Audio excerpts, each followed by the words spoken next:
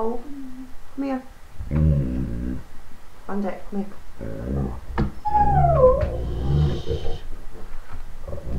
Just showing what everybody, what it's really like when I'm trying to do a video on YouTube, usually.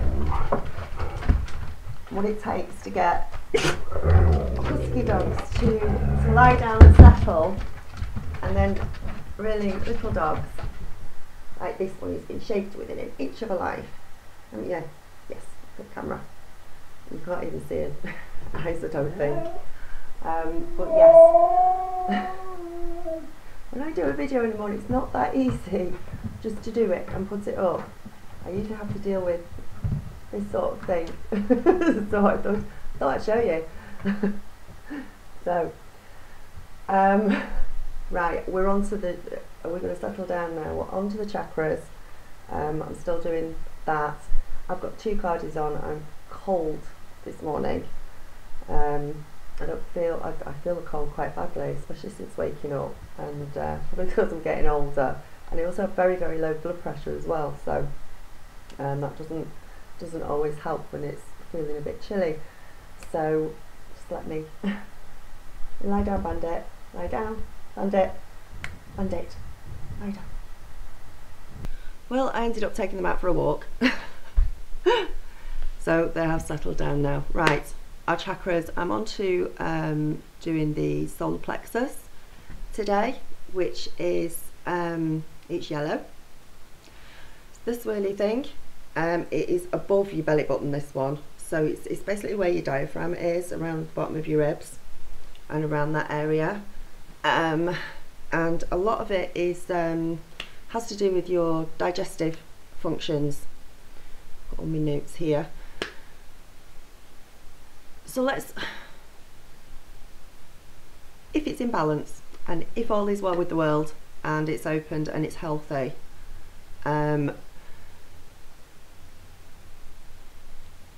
it's sort of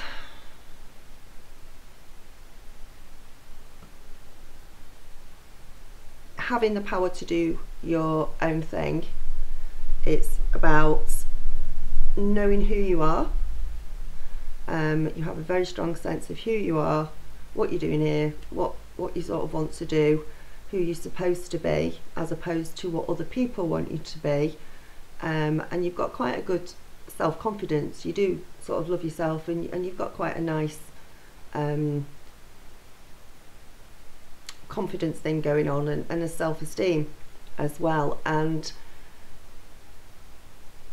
also, if it's balanced, you can then help other people to support themselves, and you can help other people feel better about themselves and self-empower other people around you, whether it be family, friends, your other half, whatever. You can help them. You've got the power to be able to help them with their problems as well. So that's when it's healthy and it's good and all is well, and it's really important. Now again, it's sort of one of your lower chakras, so there are some similarities with the other 2 chakras, which is if they're all opening bang bang bang one after the other and you don't know what's happening, it is hard to distinguish sometimes between them. So let's go through some of the physical symptoms of what happens when it's open, and the stuff that it starts to chuck up and bring up to be healed and to be solved, or the problems that it has when it's just not opened at all, and you're going day to day and living with different physical and emotional ailments that are being caused by your solar plexus. Food allergies is a physical sign, or can be a physical sign, of it not being opened properly, or it being blocked or not opened at all. Bulimia, which is eating and then bringing the food back up and being sick, which is quite a serious problem for some people, and it's a long-standing thing as well. And again, I just wish they had sort of chakra therapy things going on in hospitals and doctors and that to help with all of these things, but they don't. And Western medicine, as I say, doesn't recognise it. if we could sort of mix Western medicine together, and somebody said this to me the other day, thank you Pharaoh, if you could mix Western medicine together along with sort of traditional medicine, Buddhist, Chinese medicine, Indian medicine, more natural remedies for things, and actually get doctors and nurses and the health profession to be able to, instead of them going it's either this or it's this, but actually recognise that both have got their own advantages and disadvantages, and you know, to complement each other. That would be so good, or to do it in a way that complements each other, and then gradually phase out the Western medicine if that's possible, depending on how bad the illness or the physical side effect is that's going on. Gallstones is another one. We can get hepatitis, which can be quite serious, liver disease, which is obviously, we can get liver disease by drinking too much as well. But another side effect actually of having a solar plexus that is out of balance is you will drink, you'll have soft addictions like beer, soda, caffeine, that sort of thing. Now I've stopped. I do drink the occasional Diet Coke, don't get me wrong, because I grew up on the stuff, but there's so many chemicals and colours and goodness knows what they put in soda drinks nowadays. It's just not healthy to drink them. I think if you weigh out the sugar that's in them, there's like half a, you know, good few teaspoons of sugar in one soda can, which is awful. But these are the sort of things that you can get soft addictions for if your solar plexus isn't working. So yeah, caffeine, beer, soda. Now obviously beer, if you drink that over long enough, for enough years, that is going to start to cause liver damage. But maybe if it was open in the first place, maybe you wouldn't start drinking beer, or we wouldn't drink beer so often, or it wouldn't become an addiction, just like the soda and the caffeine as well. What else have we got? Stomach problems like ulcers, stomach ulcers, peptic ulcers.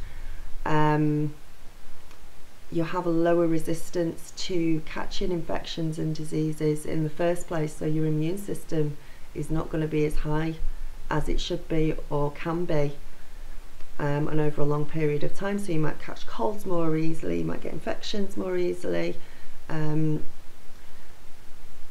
all that sort of thing. You might just catch, you might be one of the ones that, oh, you just walk outside and you catch something. Runny noses, that sort of thing. Abdominal cramps as well, which can happen at any time. It doesn't have to happen because you're on a period, it's that time of the month, you're having a menstruation. It can just happen, you'll just get stomach cramps. Do you get diarrhea with it? No, you don't. You can get a lot of chronic tiredness as well, wanting to go to sleep in the afternoon, and then not sleeping properly at night, or you have a really good night's sleep and you've been asleep for sort of 7 or 8 hours, and you wake up and you still feel tired. You've not had, even though you've been asleep for hours, you've not had the rest really that your body feels it needs, or your brain. And gastric enteritis as well. If you're continually having to have milk of magnesia, or you've got gastric problems, you know, wind, gas, burping, all that sort of thing, which can be a real problem, especially, you know, every time you eat something. And then you've got heartburn as well, where it just really hurts. That's not a nice feeling at all. So physically, it can, again, each chakra just brings its own set of things to deal with, things that once they're open, we don't have to deal with them as much. We're all going to get occasional, you know, even when we're wide awake, I'm sure that we'll all get occasional colds, we'll all get occasional bouts of diarrhea or whatever. We'll swallow our food too quickly and get occasional bouts of gastric problems, but it can all be lowered so much due to this. Emotional, if we go on to the emotional side of what happens, if it's not imbalanced or not opened. Fear can be one of them. That can be a fear of anything, or paranoia as well. You can get a feeling of, it is depression, but it's not sort of full-blown depression. It can be just this, what's the use of doing anything? What's the point? What's the use of cleaning the house? Because I go and clean the house and then the kids and the dogs mess it all up again. What's the point? That sort of feeling. You can get this stress feeling, of feeling just stressed all the time, a lack of uncertainty within your life, of just being nervous of everything, worried about being criticised for anything that you do, a feeling of just not having enough power or strength to do anything, to stand in your own truth. So if somebody tells you this is the way you are, or you need to go and do this, somebody would, with these problems, would do it and just go and do it, instead of going, no, hang on a minute, I don't actually like that idea, I don't want to do that, that's not me. But they haven't got they're not empowered enough to be able to speak up for themselves and say that. Not being able to justify anything that they do, not having good enough, a good reason for doing something. And sometimes you don't always need to justify your actions, unless it's to a loved one and it's affecting them as well, then obviously you need to justify it. So you don't always have to justify your actions, but actually not being able to justify them, not knowing why you're justifying something, is completely different. That's something else. Finding fault with other people an awful lot is another problem.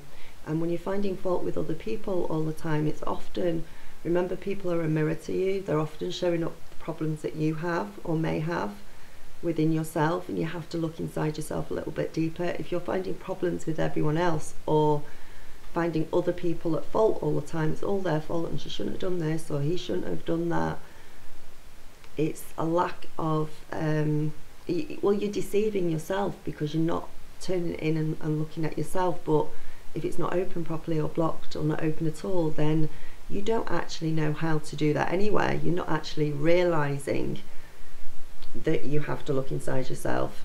You won't even, that wouldn't even cross your mind at that point. Thinking a lot about the past, wallowing in the past. Past has gone. Whatever we did wrong, whatever, it's done. We can only learn from our mistakes and move on. Likewise, even good memories from the past. It is nice to look back on the past sometimes. That, oh yeah, we had a really good time there. But you don't look back on it with disappointment or sadness. It is always about living in the now and just being. Just be. That's it. That's all we have to do is just be. And if you look too much on the past and you do start, you are wallowing in the past, that can be a really big sign emotionally for you. And obviously, as it's opening, all this sort of thing will come up anyway to be healed. So you will be looking at the past, you will have a lack of empowerment, you will have all these symptoms, or most of them, or so you will be looking at the past thinking, oh God, I should have done this and should have done. But once it's past, it is past, and we can't change it. No matter what we did, no matter how much we want to change things, we can never change things. So many things you think, oh God, I wish I hadn't done that, I wish I could change it, and we can't. We can't. We were all different people back then. We're so different than we are today. So rejection, having a fear of rejection. I'm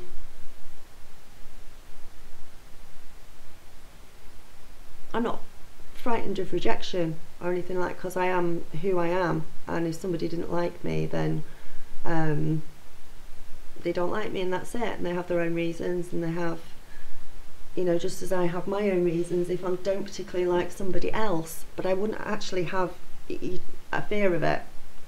or a fear of rejection. It doesn't, you know, if you are, you are, and if you're not, you're not. But I wouldn't have a deep-seated walking around all day fear about it, although when I was waking up, of course, I went through those feelings, and of course I went through all of that, which are not, it's a perceived feeling, it's a wrongly perceived feeling, but and having a lack of self-belief in yourself. You have to believe in yourself. You have to believe in yourself first before anybody else can believe in you. Same as love. If you don't love yourself first, no one else is going to. So you have to be able to do that. You have to be able to support yourself like that. So again, there is a lot of emotional and physical things that it can throw up, and it's how we deal with it as we're coming up. And again, hopefully, let me get my other notes, it will help somebody out there looking at this to be able to go, right, okay, I've got these symptoms, I know what's sort of going on. I think the thing is, when you're waking up though, depending on how fast it is or how violent it can be, you don't have the, because you don't know what's happening, you don't have the foresight to think, maybe I'll go and, oh, maybe it's a chakra opening, I'll go and look it up. But hopefully somebody comes across this by accident, then something will ring inside them, something will trigger, and they'll go, oh, okay, I've got all those, what's going on? Maybe it's that, maybe this is what it is. You can also get a lack of memory a little bit, and lack of concentration with your solar plexus, but you will find once you're awakened, or certainly when you're going through awakening symptoms and you're ascending, you can get I'll go through ascension symptoms as well, but one of those will be you cannot remember this morning, let alone yesterday or last week. You could have put your car keys on the side in the kitchen, and then 10 minutes later you won't remember where you put them, and you go running around the house looking for them like a loon, because you just can't remember what you've done with them, but you've only just put them down.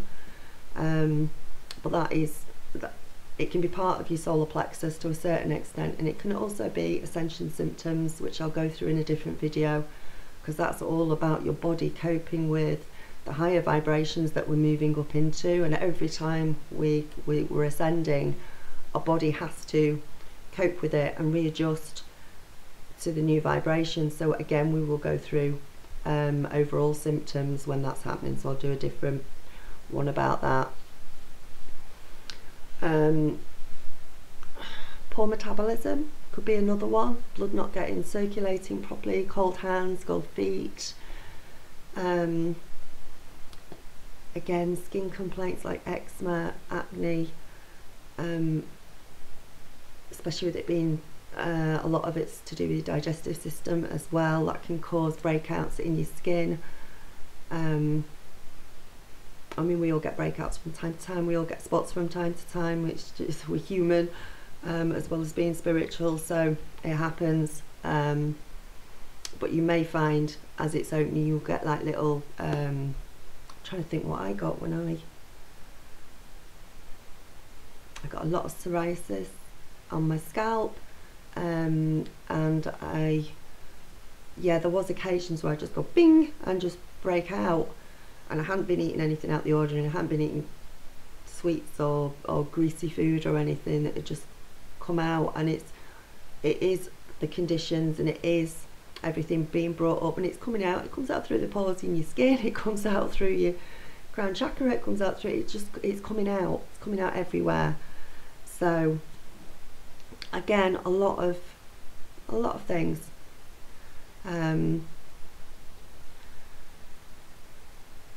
Now your third plex, your solar plexus, your third one is yellow coloured. On a day-to-day basis, I've sort of started to learn that if I've got a little block or something's not quite right, and I know where it is, you can actually do Reiki on yourself. Oh God, another video. so many videos to do.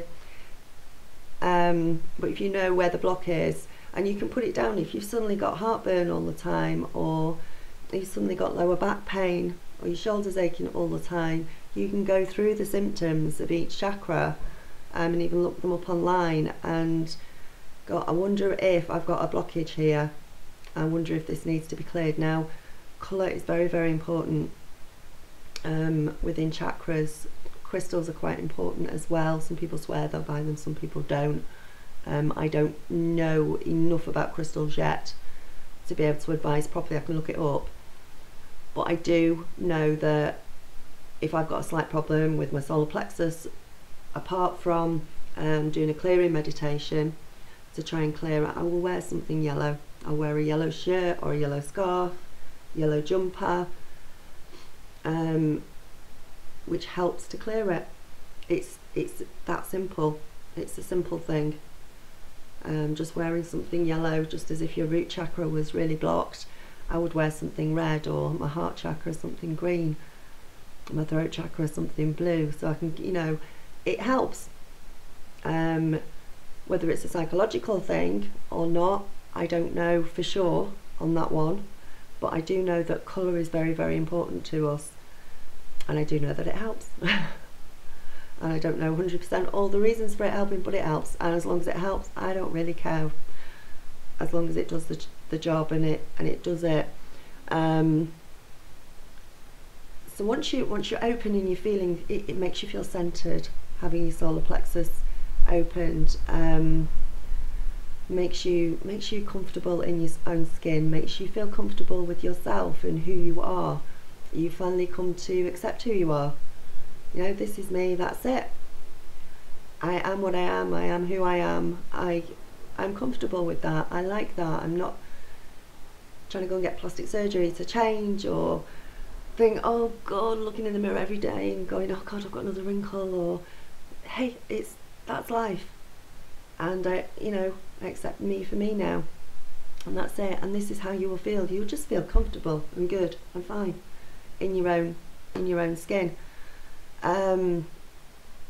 You will become more aware of just being in the moment, and you will become more aware of your own energy. So you will become aware of all your other chakras, and if they're blocked and if they're flowing freely, you will actually start to be able to feel the inside of your body, and feel where you think there might be a block. There does come a point where you can almost, you just feel it, or you've got the symptoms coming up and you think, oh God, it's blocked a bit, I need to clear it. So yeah, I hope this helps. Let me have a quick look and see if I can, talking about gemstones and crystals,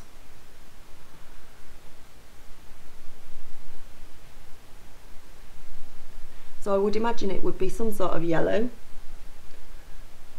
crystal. So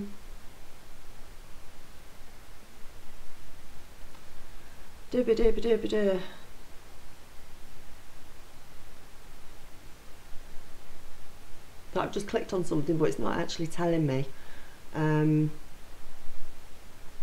what would be good for it. Amber, is amber a yellow crystal? That would probably be quite good for it. I'll have to look it up actually properly when I'm not in here and see what would be good. Yeah, amber is yellow.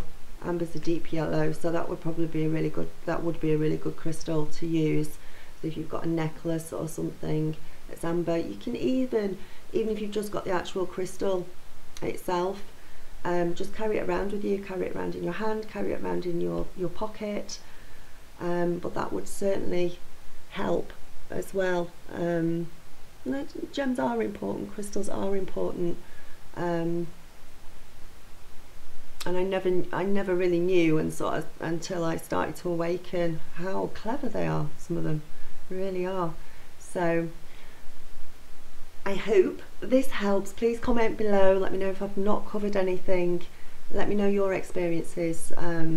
It greatly helps everybody else, and it, we can turn this this channel into, you know, a real community. If you're joining in and commenting and that, which a lot of you always do, and I really appreciate it. So it's not quite as long as the other ones, yay! I'm going to do, what's my next one? Next one's a heart chakra. So that should be a good one, and I've already done the third eye, so there's a heart chakra to do, and the throat, and the crown chakra. So only 3 more to go. So I'm starting to get through them now. So I really do hope this helps. Any questions below, stick them below. I'm quite happy to answer them and help in any way I can. Okay, namaste, love you.